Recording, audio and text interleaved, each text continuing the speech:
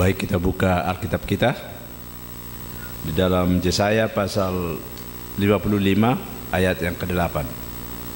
Yesaya 55 ayat yang ke-8 sebagai ayat inti. Sebab rancanganku bukanlah rancanganmu, dan jalanmu bukanlah jalanku. Demikianlah firman Tuhan.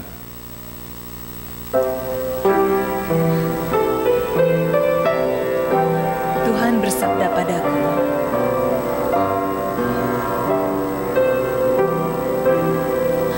Tuhan bersabda padaku, ku mau dengar suaramu,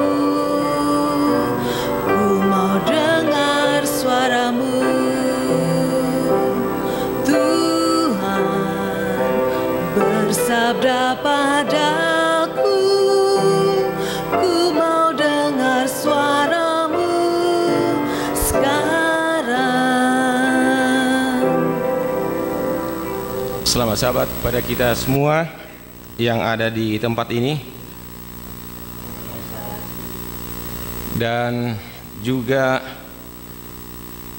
kami mengucapkan selamat Sabat kepada saudara yang mungkin dalam website streaming.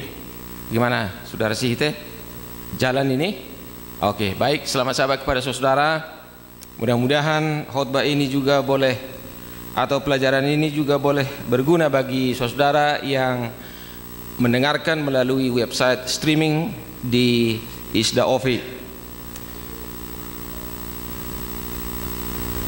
Terima kasih kepada Tuhan oleh karena Tuhan memberikan waktu dan kesempatan bagi kita untuk berbakti mempelajari firman Tuhan pada hari Sabat ini. Dan terima kasih juga kepada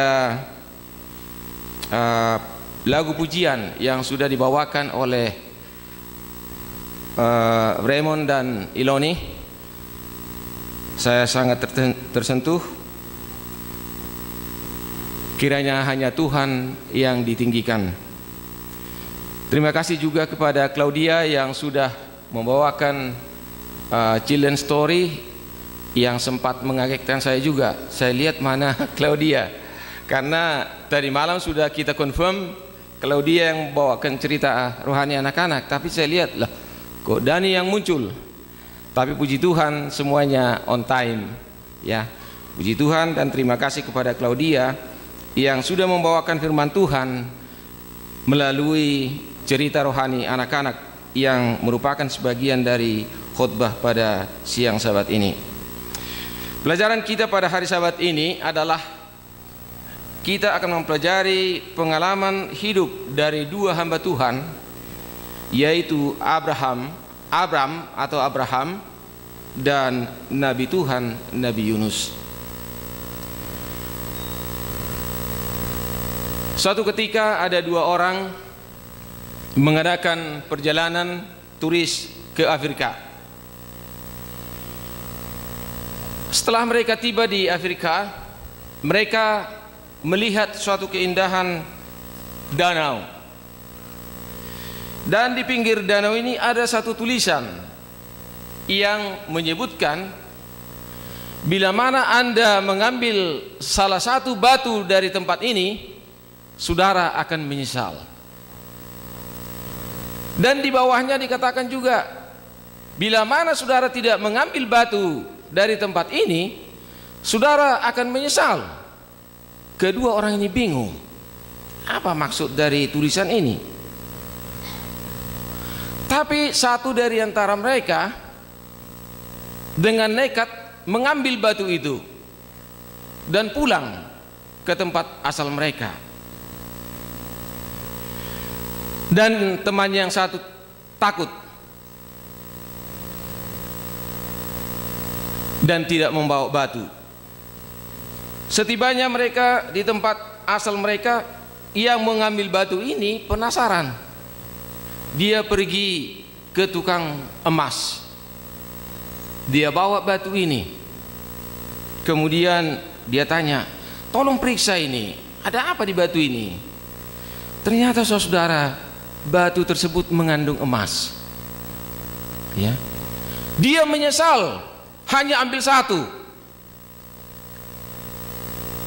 Kemudian diceritakan kepada temannya, aduh saya juga menyesal tidak mengambil satu pun dari batu itu. Saudara-saudara, firman Tuhan yang kita akan pelajari pada saat ini, bila mana saudara mendengarkan akan menyesal. Dan juga bila mana saudara tidak mendengarkan alias tidur, saudara juga akan menyesal. Jadi tinggal saudara mau memilih yang mana. Baik, kita akan mempelajari kehidupan atau pengalaman daripada hamba Tuhan yang pertama, yaitu Abram. Kita boleh buka di dalam Kejadian 12 ayat 10 sampai ayat yang ke-20. Mari kita sama-sama buka Alkitab kita. Ayat yang 10 mulai. Ketika kelaparan timbul di negeri itu, pergilah Abram ke Mesir untuk tinggal di situ sebagai orang asing, sebab hebat kelaparan di negeri itu. Ayat yang 11, pada waktu ia masuk ke Mesir, berkatalah ia kepada Sarai istrinya, memang aku tahu bahwa engkau adalah seorang perempuan yang cantik parasnya. Sekiranya Abram berhenti di dalam perkataannya ini, akan ada pemikiran daripada istrinya Sarai. Apakah memang saya benar-benar cantik? Atau apakah suami saya ini benar-benar memuji kecantikanku? Atau apakah dia cemburu? Orang lain tergoda sama saya? Ayat yang ke-12. Apabila orang Mesir melihat engkau, Sarai, mereka akan berkata, itu istrinya. Jadi mereka akan membunuh aku dan membiarkan engkau hidup. Ternyata saudara, Abram merasa takut dibunuh, dan istrinya yang cantik itu akan diambil oleh orang Mesir. Ayat ke-13. Katakanlah bahwa engkau adikku, supaya aku diperlakukan mereka dengan baik karena engkau, dan aku dibiarkan hidup oleh sebab engkau. Saudara-saudara, Abram mengira dengan mengatakan bahwa Sarai adalah adiknya, orang Mesir akan bersikap baik kepadanya. Abram berniat baik untuk menyelamatkan istri dan dirinya, yang walaupun hal itu merupakan kebohongan. Bukan hanya Abram yang takut kehilangan istri. Saya yakin kita pun yang walaupun istri kita kata orang jelek, tetapi kita tentu akan ketakutan kehilangan istri. Itulah sebabnya Raja Salomo berkata bahwa suami tidak perlu takut jika istri tersebut memiliki karakter yang terdapat di dalam Amsal 31. Saya kutip ayat 10, beberapa ayat. Ayat 10 dikatakan, istri yang cakap siapakah akan mendapatkannya? Ia lebih berharga daripada permata. Ayat 11, hati suaminya percaya kepadanya, suaminya tidak akan kekurangan keuntungan. Ayat 12, ia berbuat baik kepada suaminya dan tidak berbuat jahat sepanjang umurnya. Ayat yang ke-30, kemulekan adalah bohong dan kecantikan adalah sia-sia, tetapi istri yang takut akan Tuhan dipuji-puji. Hanya istri yang takut akan Tuhanlah yang tidak pernah dicurigai atau dicemburui oleh suaminya. Mari kita lanjutkan ayat yang ke-15. Ketika punggawa-punggawa Firaun melihat Sarai, mereka memuji-mujinya di hadapan Firaun, sehingga perempuan itu dibawa ke istananya.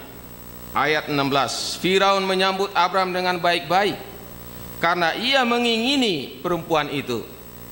Dan Abram mendapat kambing domba, lembu sapi, keledai jantan, budak laki-laki dan perempuan, keledai betina dan unta.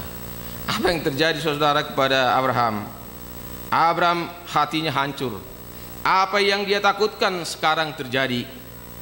Kebaikan Firaun kepada Abraham bukanlah kebaikan yang sebenarnya yang diinginkan oleh Abraham.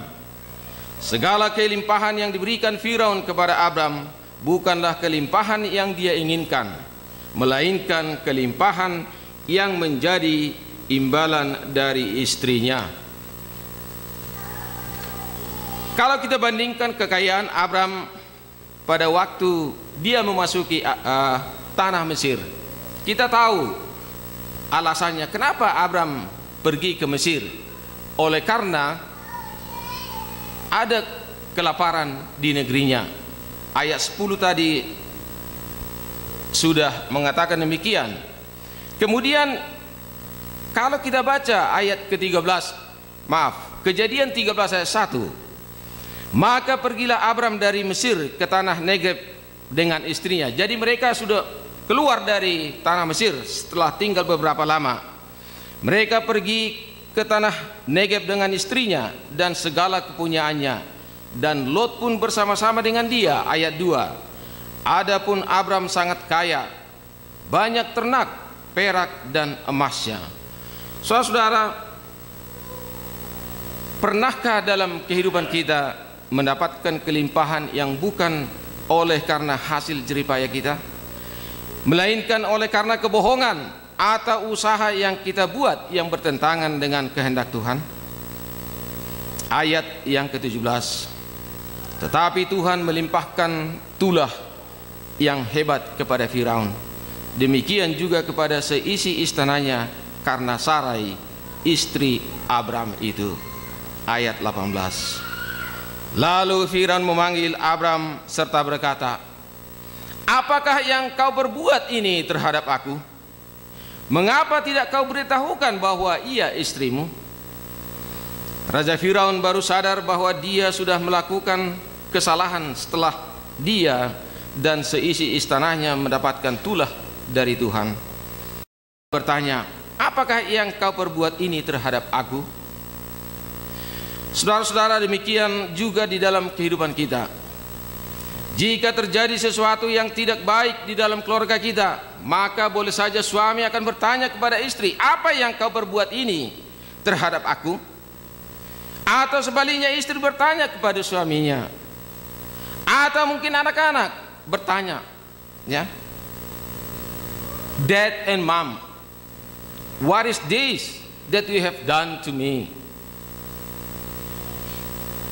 Atau mungkin saudara anggota jemaat boleh bertanya kepada pendetanya, apa yang pendeta sudah lakukan terhadap jemaat ini sehingga terjadi masalah ini. Dan sebaliknya juga, pendeta bisa bertanya kepada anggotanya, apa yang kalian sudah perbuat terhadap aku sebagai pendeta, dan seterusnya. Sudah tentu pertanyaan tersebut akan muncul apabila ada hal-hal yang tidak baik atau hal-hal yang kita tidak inginkan terjadi dalam kehidupan kita. Bahkan bisa saja kita akan bertanya kepada Tuhan, apa yang Tuhan perbuat ini terhadap aku? Boleh jadi Tuhan akan menjawab, hai suami, hai istri, anak-anak, pendeta, anggota jemaat, sebab rencanaku bukanlah rencanamu, dan jalanmu bukanlah jalanku. Demikianlah firman Tuhan di dalam ayat ini kita tadi, Yesaya 55 ayat 8. Ada jalan yang engkau sangka lurus, tetapi ujungnya menuju maut. Amsal 14 ayat 12. Saudara-saudara, hanya Tuhan saja yang mengetahui seluk-beluk kehidupan kita, permasalahan kita. Oleh sebab itu, kita hanya dapat berserah kepada Tuhan. Dalam Mazmur 37 ayat 5 dikatakan, serahkanlah hidupmu kepada Tuhan dan percayalah kepadanya, dan ia akan bertindak. Serahkanlah segala kekhawatiranmu kepadanya, sebab ia akan memelihara kamu. 1 Petrus 3 ayat 5. Saudara, kita sudah selesai mempelajari pengalaman dari hamba Tuhan Abraham atau Abraham. kita akan lanjutkan kepada pelajaran mengenai hamba Tuhan, yaitu Nabi Yunus. Kita akan beralih kepada Yunus 1 ayat 1 sampai 17. Mari kita buka Alkitab kita di dalam Yunus 1 ayat 1 sampai 17. Ayat 1 berkata, datanglah firman Tuhan kepada Yunus bin Amitai demikian. Bangunlah, pergilah ke Niniwe, kota yang besar itu, berserulah terhadap mereka, karena kejahatannya telah sampai kepadaku.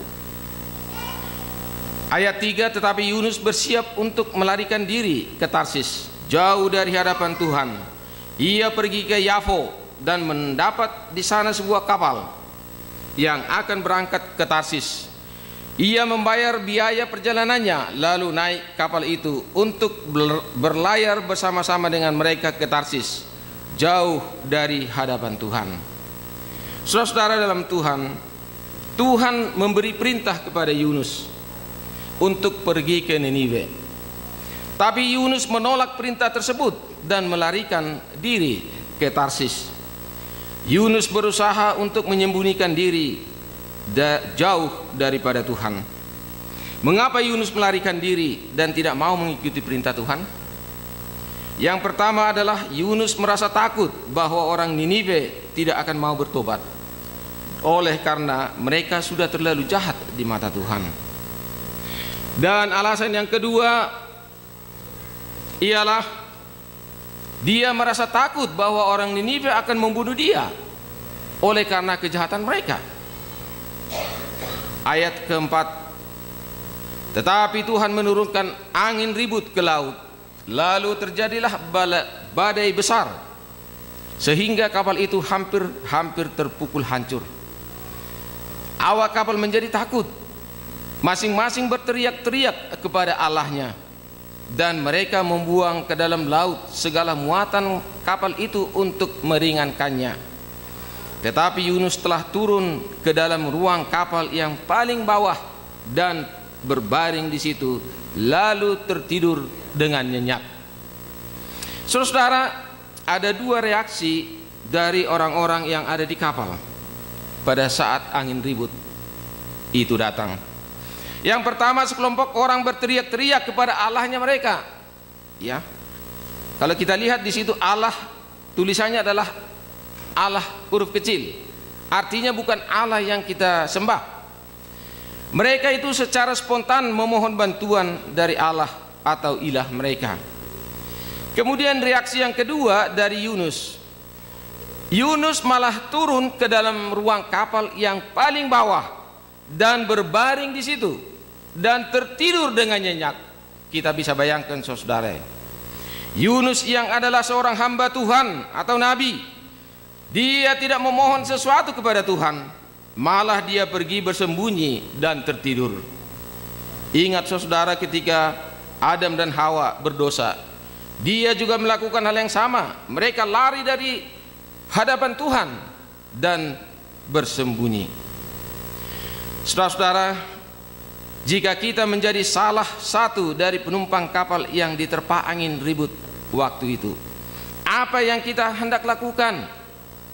Jika gereja kita ini diibaratkan bagaikan sebuah kapal yang diterpa permasalahan, misalnya terjadi perselisihan di antara sesama anggota jemaat, atau ada seorang yang dengan sengaja menyerang pribadi orang lain dan lain sebagainya, apakah kita mohon bantuan kepada Tuhan? Atau sebaliknya kita berdiam diri dan lari dari kenyataan? Partisipasi saudara diperlukan untuk mengatasi setiap permasalahan. Kemudian ayat yang ke-6 berkata, datanglah nakoda mendapatkannya sambil berkata, bagaimana mungkin engkau tertidur begitu nyenyak? Bangunlah, berserulah kepada Allahmu. Barangkali Allah itu akan mengindahkan kita sehingga kita tidak binasa. Saudara-saudara yang kekasih dalam Tuhan, sungguh satu templakan bagi Nabi Yunus, di mana orang yang dianggap tidak bertuhan menyuruh dia yang adalah hamba Tuhan atau Nabi Tuhan untuk berseru berdoa kepada Tuhannya.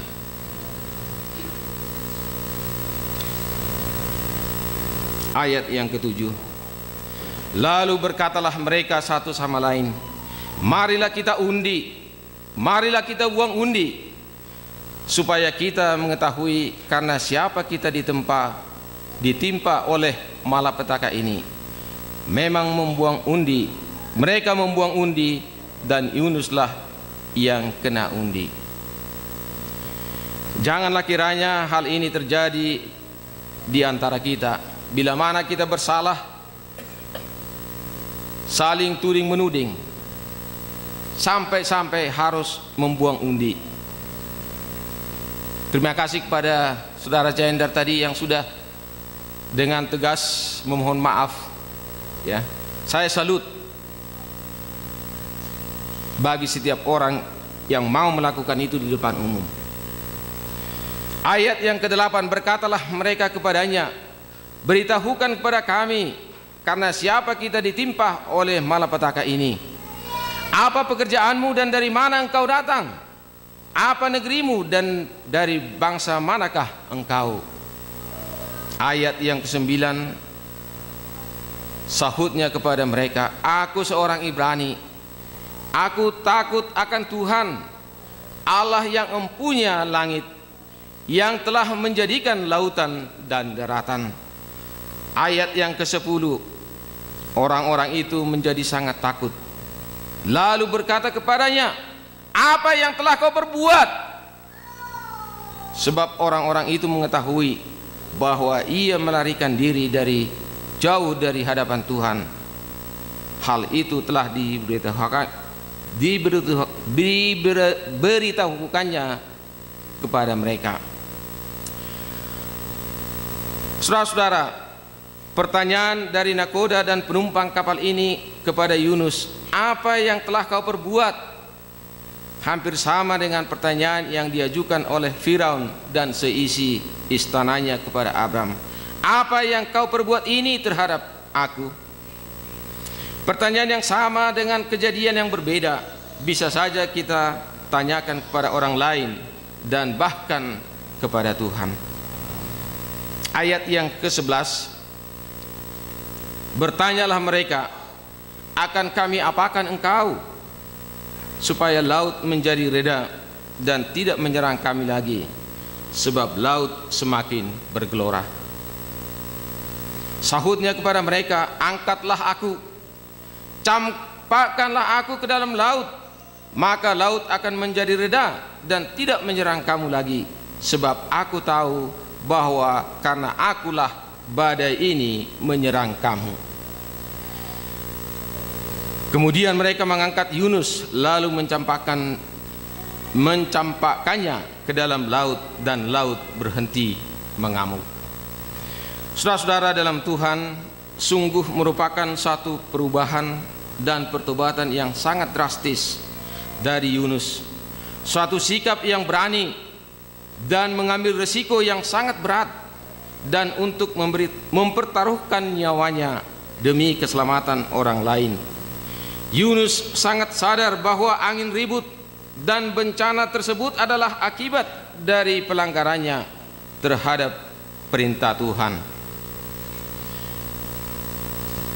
Pertanyaan kepada kita, saudara, jika terjadi permasalahan, perselisihan, ketidakakuran satu dengan yang lain dan saling mempersalahkan di dalam jemaat kita, apakah kita berani menyatakan, maafkan saya saudara, maafkan saya lae, itu tulang namboru, amang beru, dan lain sebagainya jika kita melakukan yang tidak baik? Saya bertanggung jawab dan kerugian atau kehilangan atau kerusakan yang sudah terjadi oleh karena perbuatan saya. Beranikah kita melakukan hal tersebut? Persatuan dan kesatuan dalam jemaat sangat rapuh atau fragile.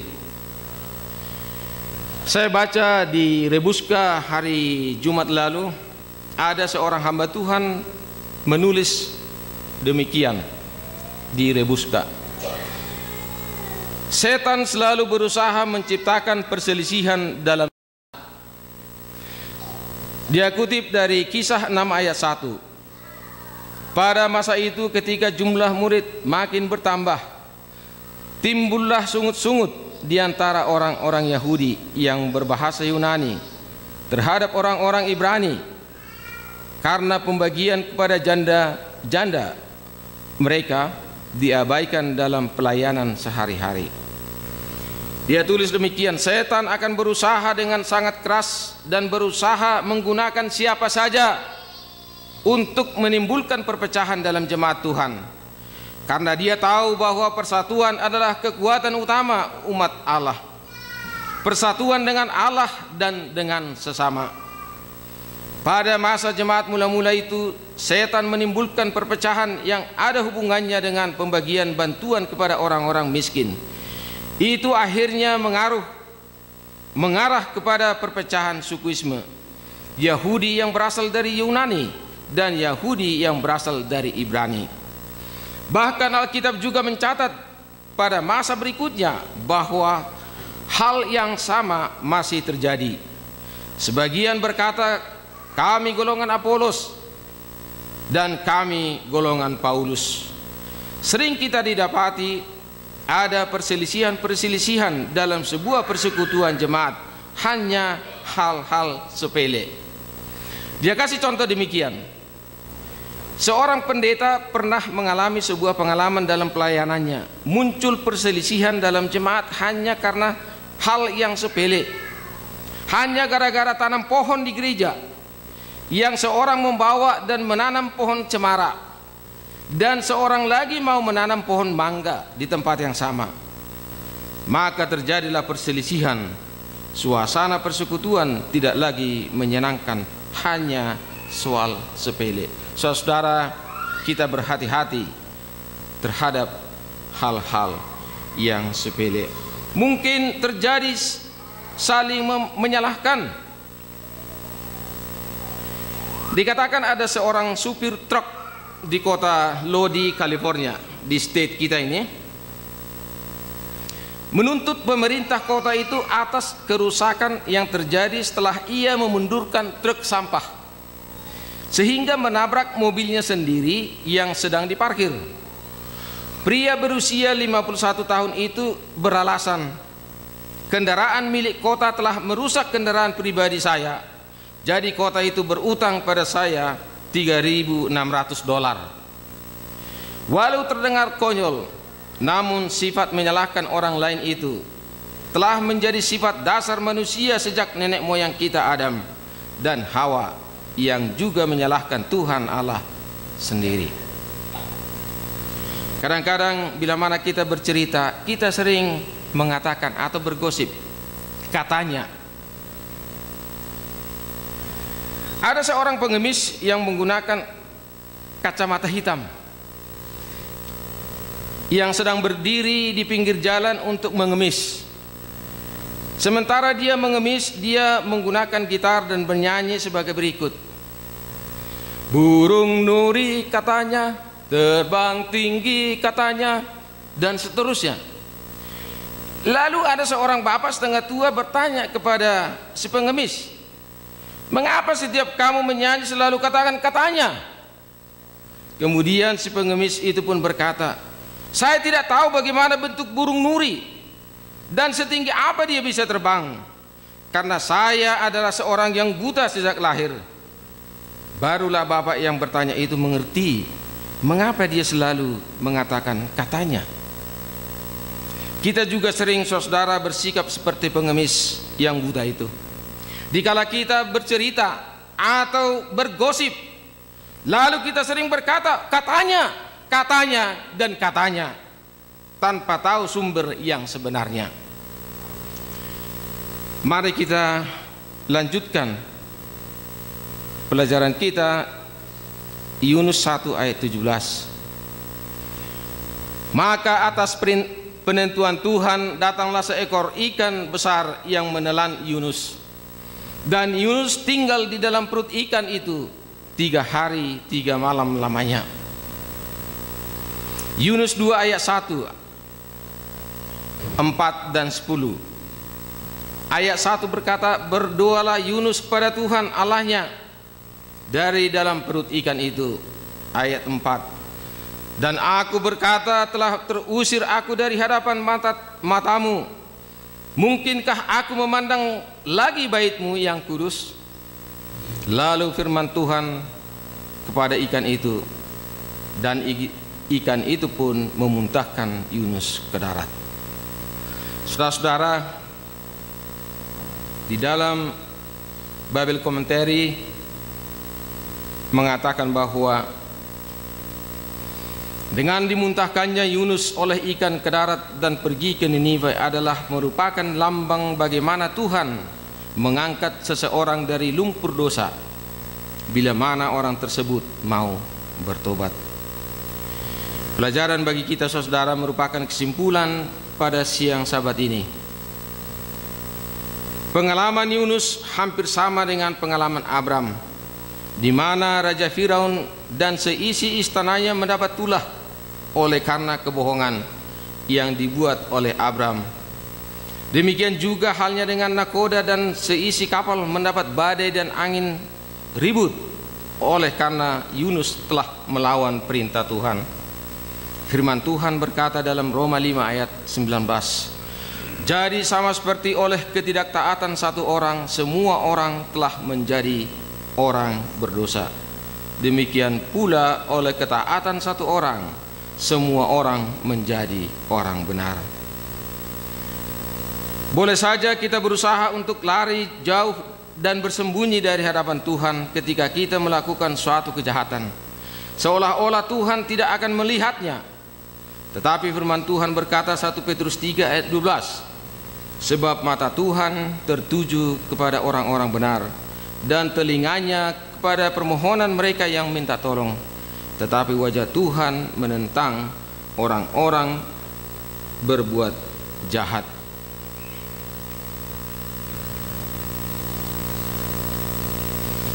Berikutnya, akibat dari penolakan Yunus, maka pengalaman kehidupannya semakin menurun atau semakin merosot.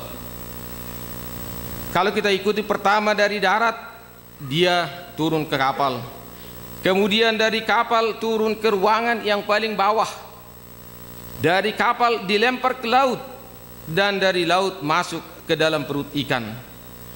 Demikian juga dalam kehidupan kerohanian kita. Bila mana kita menolak perintah Tuhan dan menolak untuk berdamai satu dengan yang lain, maka kehidupan kita boleh jadi akan mengalami hal yang sama, merosot dan semakin merosot. Yunus dengan cepat sadar dan berdoa, memohon pengampunan Tuhan atas dosa yang dia telah perbuat. Demikian jugalah kiranya dengan kita. Mari kita dengan cepat menyadari kesalahan kita dengan mengaku kepada Tuhan. 1 Yohanes 1 ayat 9, jika kita mengaku dosa kita, maka Ia adalah setia dan adil, sehingga Ia akan mengampuni segala dosa kita dan menyucikan kita dari segala kejahatan. Tuhan Halik pencipta kita, Dia setia dan adil mengampuni kita. Bagaimanakah dengan kita ciptaannya? Apakah kita setia dan adil mau mengampuni sesama kita? Ayat inti kita pada hari Sabat ini berkata, sebab rancanganku bukanlah rancanganmu dan jalanmu bukanlah jalanku. Demikianlah firman Tuhan. Yesaya 55 ayat 8. Sebab aku ini mengetahui rancangan-rancangan apa yang ada padaku mengenai kamu. Demikianlah firman Tuhan, yaitu rancangan damai sejahtera dan bukan rancangan kecelakaan, untuk memberikan kepadamu hari depan yang penuh harapan. Yeremia 29 ayat yang ke-11. Saudara-saudara, sepanjang kuartal ini dan bahkan rencana kuartal berikutnya, kita akan tetap mempelajari mengenai baptisan Rohul Kudus. Marilah kita membiarkan Roh Kudus itu bekerja di dalam hati kita setiap saat, agar kita dapat diperbaharui dan diubahkan setiap saat. Inilah doa dan permohonan saya. Amin. Tuhan Allah Bapa kami yang bertahta di dalam kerajaan surga, terima kasih ya Tuhan untuk kesempatan bagi kami mempelajari firman Tuhan, kesempatan berbakti kepada Tuhan. Biarlah segala firman yang kami telah pelajari pada hari Sabat ini boleh berguna merubah kehidupan kami, agar kami boleh semakin baik hari demi hari di dalam Tuhan. Tuhan berkati kami bila mana kami kembali dari tempat ini ke tempat kami masing-masing. Kiranya Tuhan peliharakan kami. Berkati juga kami akan mengadakan fellowship. Kiranya Tuhan berkati makanan yang sudah dipersiapkan oleh ibu-ibu menjadi kesehatan bagi tubuh kami. Memberkati tangan-tangan yang sudah menyediakan makanan itu Tuhan. Ampuni kami dari segala dosa dan pelanggaran kami. Kami berdoa di dalam nama Yesus, Tuhan dan Juru Selamat kami. Amin.